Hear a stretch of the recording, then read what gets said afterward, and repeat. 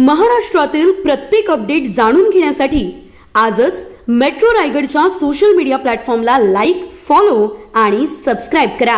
रायगड जिल्ह्यात मागच्या 5 दिवसापासून संततधार पाऊस चालू आहे. त्यात मागच्या 3 दिवसामध्ये अतिवृष्टी होत आहे. अशा परिस्थितीमध्ये शासनाच्या मार्फत सर्वतोपरी उपाययोजना करण्यात येत आहेत. लोकांना वेळीच अलर्ट करण्यात येत आहे.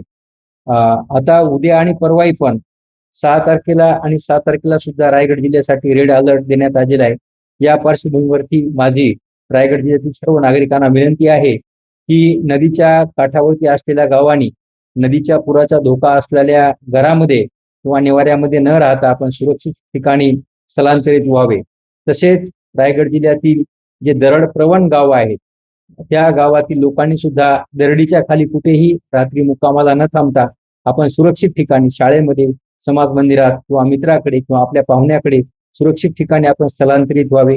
कोणत्याही परिस्थितीमध्ये रात्रीच्या वेळी आपण दरडीच्या खाली कुठे मुक्काम करू नये असे मी कळकळीची विनंती आणि आवाहन सर्व नागरिकांना करतो. सततच्या पावसामुळे दरडीवरची माती पाण्यामध्ये मिक्स होऊन वाहून जाऊन दगड खाली घसरण्याची शक्यता असते आणि दरड घसरण्याची शक्यता असते. त्यामुळे सर्वांनी या गोष्टीची काळजी घ्यावी आणि शासनाच्या या आव्हानाला सहकार्य करावं. दरडप्रवण गावामध्ये आणि पूरप्रवण गावामध्ये आम्ही आमचे अधिकारी नेमलेले आहेत, पालक अधिकारी, त्यांच्या संपूर्ण सूचनाचे पालन करावे. आज जिल्ह्यामध्ये विविध ठिकाणी पाण्याच्या पातळ्या खूप वाढल्या होत्या. जवळपास 3 नद्या ह्या आपल्या धोक्याच्या पातळीच्या वर गेलेल्या होत्या आणि सावित्री नदीने सुद्धा इशारा पातळी गाठलेली होती.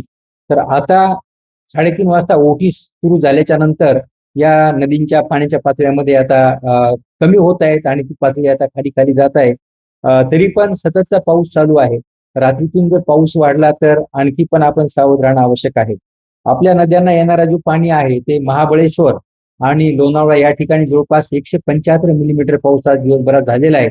त्यामुळे नदीच्या काठच्या लोकांनी कुठल्याही पण बेसावध राहू नये, त्यांनी सावध राहावं अशी मी सर्वांना विनंती करतो. मी त्यांना आव्हान करतो आणि आपण स्वतःची, आपल्या कुटुंबाची काळजी घ्यावी आणि आपण सतर्क राहावं अशी मी सर्वांना विनंती करतो.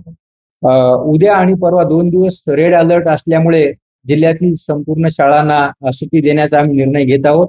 तसे आदेश आम्ही निर्गमित केलेले आहेत. तर सर्व शिक्षक, पालक आणि शाळा संचालक आणि शिक्षण विभागातील सर्व अधिकारी यांनी याची नोंद घ्यावी की उद्या दिनांक 6 रोजी जिल्ह्यातील संपूर्ण शाळांना आम्ही सुट्टी जाहीर करत आहोत. हवामान खात्याच्या आम्हाला आलेल्या सूचनेप्रमाणे आम्ही समाज माध्यमांच्या द्वारे सर्व गावागावामध्ये अलर्ट जाहीर करतो.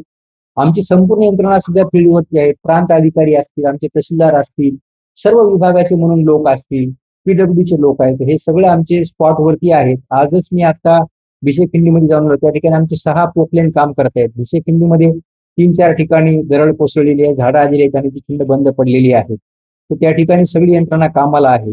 त्याचबरोबर सुकिळी खिंडी या ठिकाणी सुद्धा डोंगरावरचं पाणी येऊन ते रस्त्यावर थांबले. त्यामुळे आज दुपारपासून आम्ही मुंबई गोवा हायवे जो आहे तो सध्या सुकिळी खिंडीत थांबवलेला आहे. माझी विनंती आहे की मोठमोठे वाहन जे आहेत किंवा गोव्याकडे साऊथ कोकणमध्ये जाणाऱ्या लोकांना माझी विनंती आहे की त्यांनी मुंबई गोवा हायवेचा वापर न करता त्यांनी मुंबई पुणे हायवेवरून जाऊन नंतर त्यांनी तामिनी घाटामधून खाली कोकणात तळ कोकणामध्ये जावं.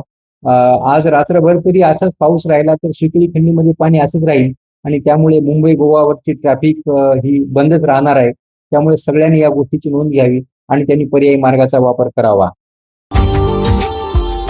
Subscribe now and press the bell icon. Never miss an update.